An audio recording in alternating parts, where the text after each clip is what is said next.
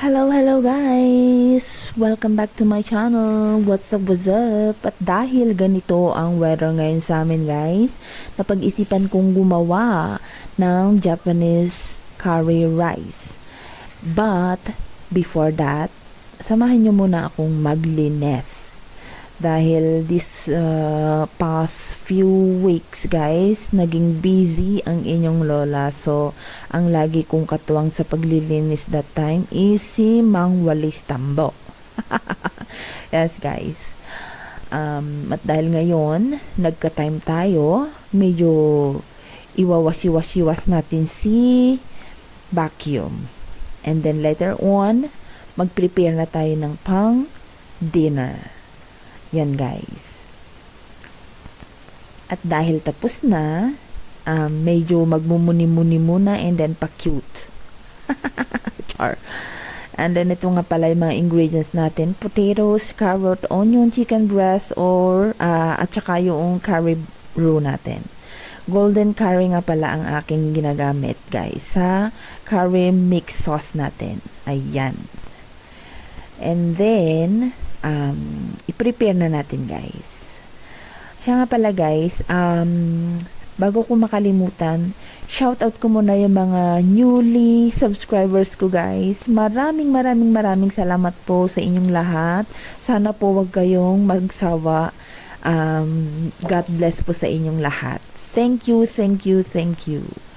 Ayan po guys, ikat na natin ang mga vegetables natin. Kinakat ko po siya into sa isang potato, 4 po ang cut ko sa kanila. Pati po ang ating carrot, ganun din, nasa sa inyo na po yun. Kahit ano po ang cut ang gusto nyo is okay lang. Ayun po guys. Ayan. Kahit na ano po ang gusto nyo, may prepare kayong laki, okay lang po. Pati ang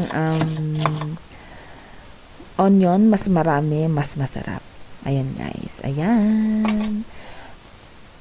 Okay na po ang mga ingredients natin.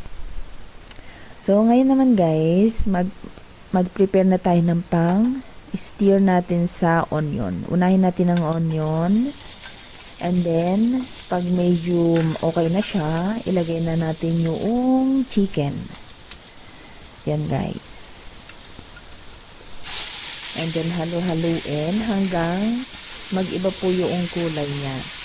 And then, pagtapos po niyan, ilagay na po natin ang mga vegetables.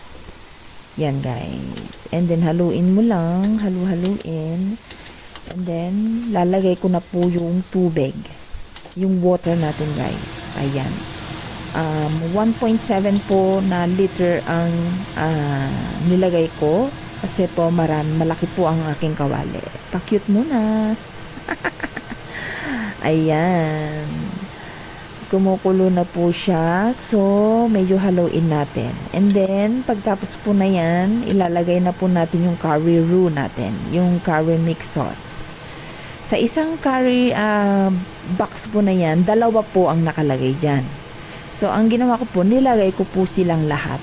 Yes po, para mas malasa, mas masarap po. Yan.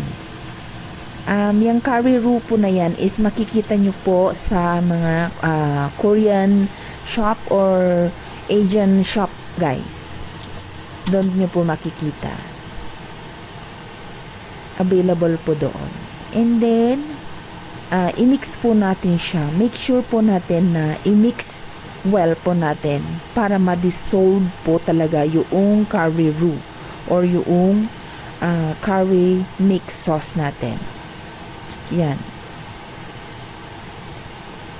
Mix lang po. Make sure nyo po talaga. Ayan. And then as you can see, habang hinahalo po natin, nagiging thick na po siya, diba? Nagiging malapot na.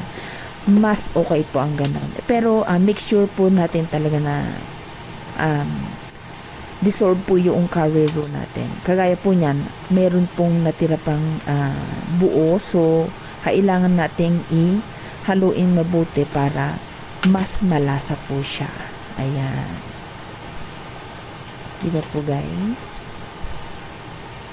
Thick na siya. So, Pagtapos po natin na ma-dissolve po lahat, iiwanan po natin siya, palalambutin po natin yung mga ingredients natin ngayon na yan. Maging malambot yung mga vegetables and yung chicken.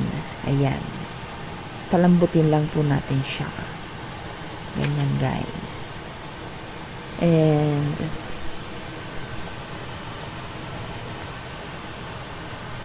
ayan na nga po guys. In-turn off ko na yung apoy. So, ayan. Ganyan na po ang nangyari. Malambot na po ang mga ingredients natin na nilagay.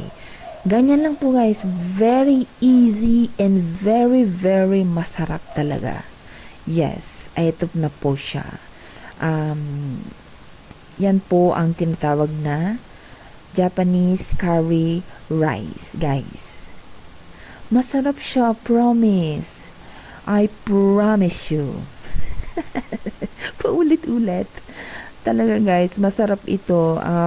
Naglalas siya hanggang 3 days sa rep. Basta nakalagay po sa refrigerator. Yan guys. If you like this video, please like and share and subscribe na rin. Salamat po.